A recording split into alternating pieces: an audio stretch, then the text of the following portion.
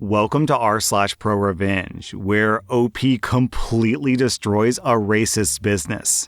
Our next Reddit post is from Reddit admin Dumb. This occurred in a southern state. I won't mention the state because, well, you'll see. I was an account manager for a digital marketing company. We sold lead generation services to business owners to generate leads. One of our key selling features was that if you turned on call tracking numbers and you recorded phone calls, we'd guarantee you X amount of leads based on Y amount of spend. And if we failed to meet that, you'd be entitled to partial or possibly even a full refund. Now, to understand this story, there's a few things you need to know about advertising. A CTN is a call tracking number. It's a unique number that's assigned to a certain point of advertising that consumers call. This number is only on that one piece of advertising. It routes to the business line, and unless the consumer is very observant, they have no idea they're using a CTN, call recording. If you turn on CTNs, we can record the calls and store the audio on our servers. The business that we serve has to consent to this. Also, when you call, you'll hear a message. This call is recorded for quality assurance, that type of thing. Both of these things are required to be eligible for our service guarantee. The business in question for this story was a small dad and son contracting company with a couple employees. They primarily focused on smaller jobs such as windows, drainage, finishing, etc. Unfortunately, this business owner was a royal pain in the butt. Our relationship with this guy went back years, and his account was filled with nothing but complaints. Also, there was a strong suspicion that he was racist because his last account manager was black. The business owner, Scott, refused to ever meet the black account manager in person. Also, I'm white, and he never had any issues finding the time to sit down with me and tell me how awful our service is. Well, the time was coming up to do contract renewal, and he says that we aren't producing his leads, and he wants to put in a claim that we failed to meet our service guarantee so that he can get a refund. I spoke to my manager about this, and he said that he wants me to listen to his calls, write a detailed report, and present my findings to the manager. The manager is worried that this might end up in court due to the dollar amounts involved. After spending like 40 hours on this, I wrote a detailed 24-page report outlining the results of our advertising. To say that I shredded this business owner is an understatement. This report was a straight-up attack on his poor customer service skills, disorganization, inability to execute, and a complete and total failure of anything resembling any sense of standard business practices that just make logical sense. I'll share a few examples of the types of calls that I listened to. These were phone calls that were truly epic in their incompetence. Customer number 1. This customer was a small-time landlord who had 3 different properties that had received a quote from Scott for work. The landlord had accepted Scott's quote and agreed to do business. In one voicemail message, the landlord offered to pay a deposit to start work. Throughout 4 voicemail messages, this poor landlord went from, "Hey, I want to pay you," to, "Are you okay?" to, "Why the F aren't you returning my calls?" Yes, I said voicemails. Scott had gone out to this guy's properties, quoted his pricing, and then just straight up refused to do anything more. Why? I legit have no idea. I called the customer and said that I was a quality assurance agent and I was doing a survey on Scott's performance. This guy ended up paying Scott's competitor about 15% more to do the work and was utterly beside himself on why Scott ignored him. I was also confused. Customer number 2. This one in particular really pissed me off. A public housing office called Scott to get a quote on work that involved 25 different homes. Scott was kind enough to answer the phone this time, which, ironically, was one of the few effing times that he ever answered the phone. Initially, Scott sounded happy to get such a big, profitable job.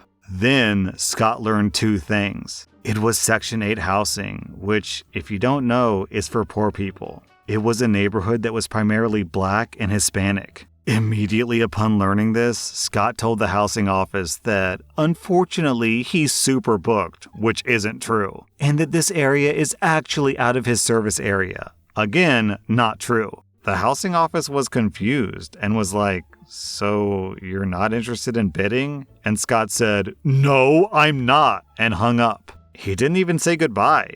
So I did a quality assurance call to the housing office, and the lady was completely confused why Scott wasn't even remotely interested in the job. Luckily for Scott, the lady didn't connect that Scott was a racist douchebag because discrimination against a protected class is a crime. Customer number 3. This was an overseas phone number from Japan. A service member stayed up late to call Scott during his business hours. This person told Scott that he was deployed overseas. But unfortunately, over the weekend, someone broke into his home back in the States, where Scott operated. The customer was trying to arrange for a new door. He mentioned that this was an emergency because his wife was being forced to stay at a hotel. Scott never returned this guy's call or made any effort to contact him on the email that he provided. He also never called the wife, who was local. This was a super easy job that Scott could have finished in like an hour or so and made a solid profit. So in the end, my actual report said that out of X phone calls, Scott failed to properly service the leads in about 70% of the cases, and I could keep going. Still, even though I'd only been digging for 1 week, I felt a clear trend had been established. It wasn't that our service wasn't producing leads for Scott, it was that Scott was a racist, bigoted douchebag who everyone effing hated.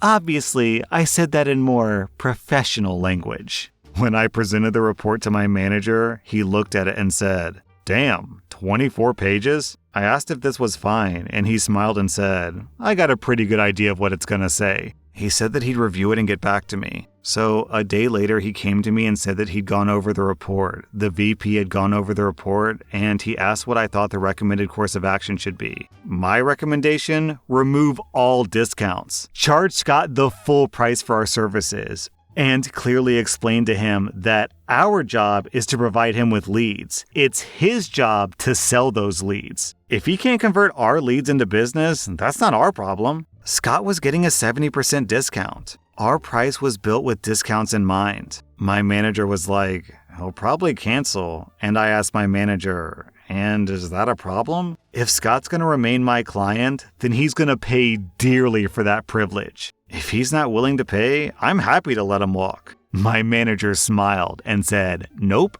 not a problem." My manager and I called Scott to arrange a meeting. I created a PowerPoint presentation summarizing my findings. About 1/3 of the way through, Scott gives in and tells me to get to the point. I knew this was going to be a heated meeting, so I wanted my manager present both as support and as a witness. So I explained to Scott that it's our job to bring him leads and it's his job to sell them. His failure to do that isn't our problem. He gets irritable and pissy, and my manager backs me up.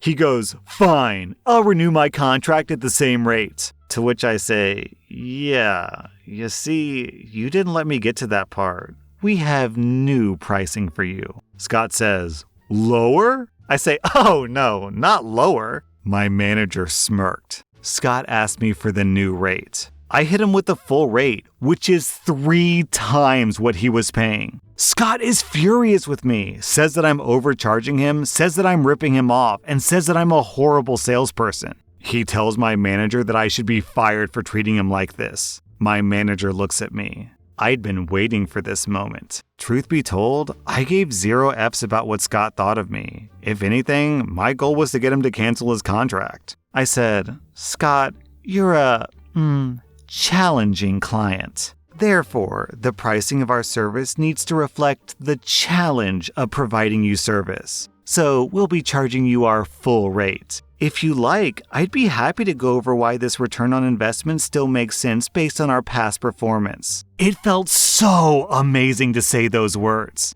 It was the nicest way that I could say, "You're a grunt, and if I'm going to work for you, it's going to be worth my while." Scott said that we're a bunch of greedy effing pricks. He said, "I'm going to cancel," to which I said, "That's an outcome we've decided is acceptable, if that's what you want to choose to do." Scott huffs and goes, "And what about my refund?" Dismayed, I say, "Scott, we've clearly demonstrated that we did our part. The reason why you aren't getting sales is because of your company's inability to close the leads that we generate." Scott says, "So you're saying that I don't know what I'm doing?" To which I say, "Scott, if you agree to sign at the new rate, I'd be happy to sit down with you and help you free of charge on how to improve your sales techniques and close more of your leads." This was me telling him that he doesn't know how to run his own business, which was very much meant as an insult. Scott goes, "Nah, F you, I'm calling my lawyer." I say, "So I take it that you're not going to renew?"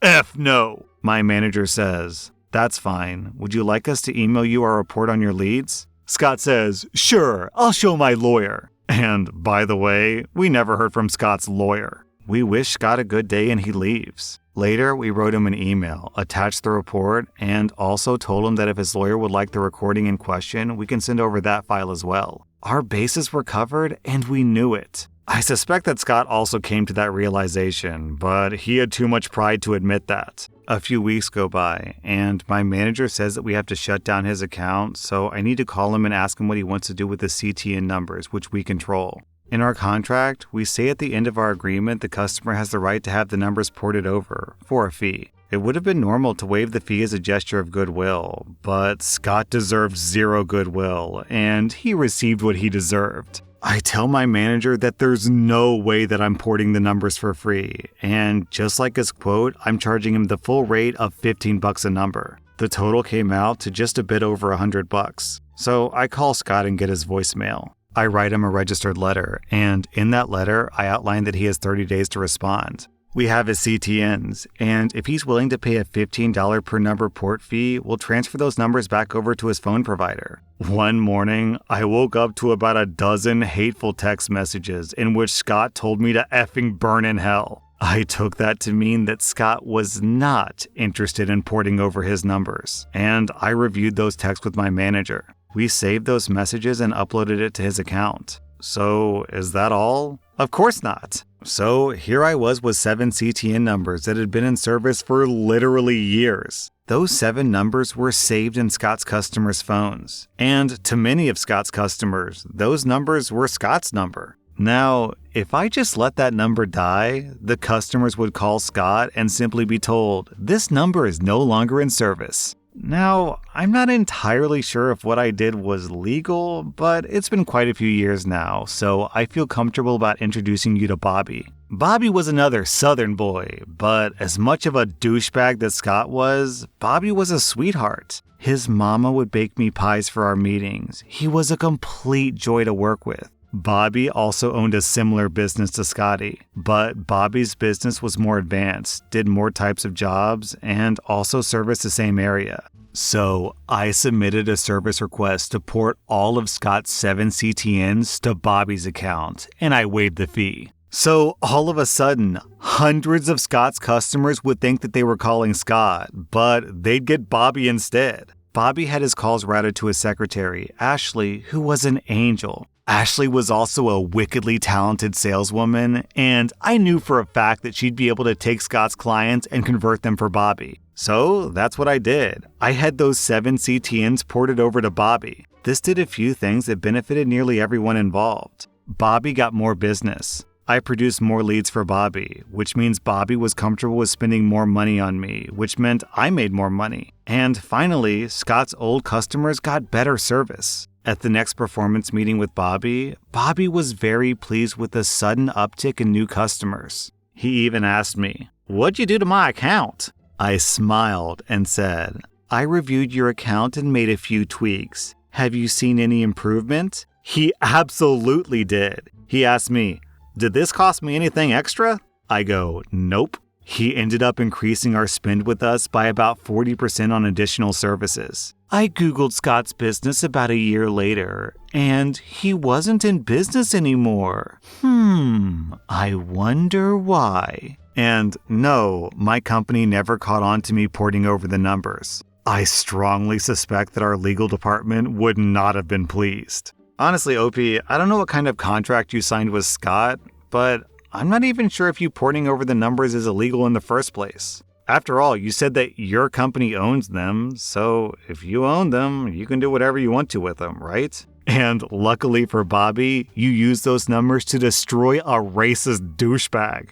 Our next Reddit post is from the Dragon System. This happened when I was young. I heard it secondhand from my grandmother, who the main character of the cast lived with at the time. My uncle's ex-girlfriend was an all-around horrible person. abusive babysitter, got my uncle into bad crowds and legal trouble, and dabbled in so many substances from A to Z. She was also heavily tattooed. There was a tattoo artist, the star of this story, who was a family friend. He was a great dude who did insane work. She asked him to do a piece for her. Huge, intricate angel wings across her back. Oh, the irony. He agrees. The tattoo takes several sessions across weeks. She repeatedly has to postpone payment, but he's chill about it. Until it comes to the last session, when it slips that she still doesn't have the money, and more importantly, won't have the money, like ever. Now, the Prorevenge. He just smiles, waves it off, and says that he'll finish up.